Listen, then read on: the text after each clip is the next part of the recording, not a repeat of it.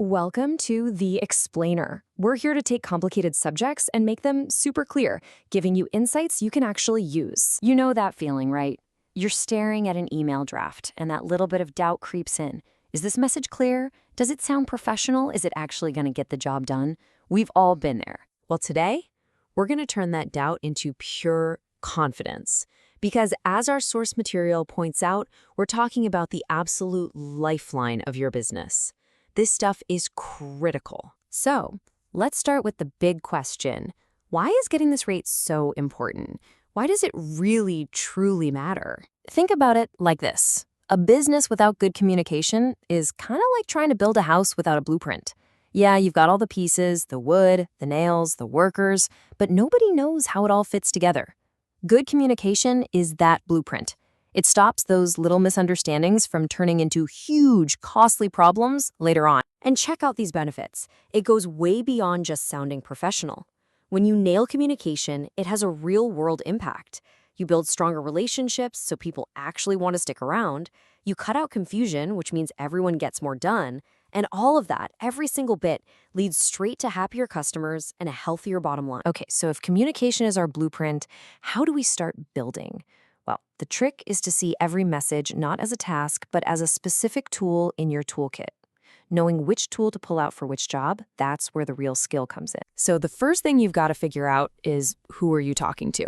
Is this an internal message for your team, or is it going external? Inside the company, you can be a little more informal, right? You all share the same context. But the second that message leaves the building, the stakes get a whole lot higher. Every single email to a customer or a supplier is shaping your company's reputation. That's when formality and getting every detail right becomes everything. Now for a really specific and, let's be honest, tricky tool. The refusal letter. We all have to say no sometimes, don't we? It could be turning down an invitation, a request for a project, you name it. The real art here is saying no without burning a bridge. You want to do it gracefully so the relationship stays positive. And this example just nails it. Look at the language here. A duty and a pleasure. See how that validates the person who invited them? It says, your invitation was important. Then it gives a clear reason without oversharing, and the whole thing just feels respectful. It's a masterclass in how to say no nicely. Okay, let's switch gears to another tool. This one isn't about being tactful. It's all about being precise. The order letter.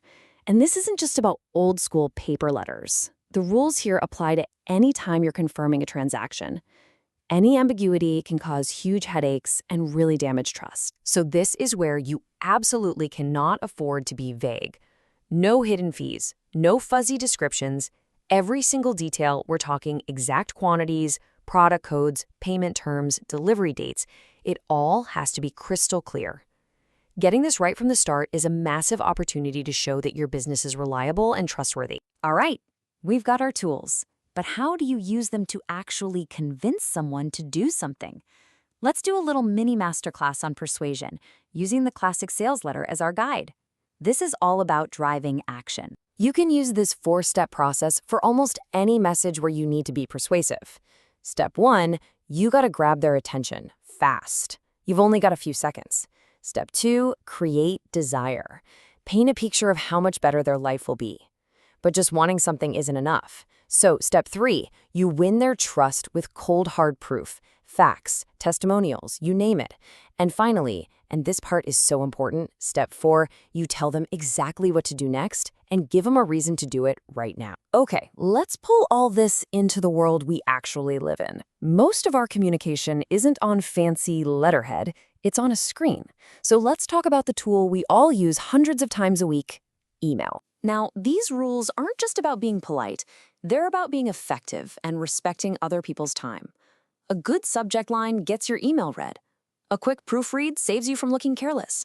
And please, for the love of all that is good, avoid the reply all apocalypse. Every email should have a clear purpose.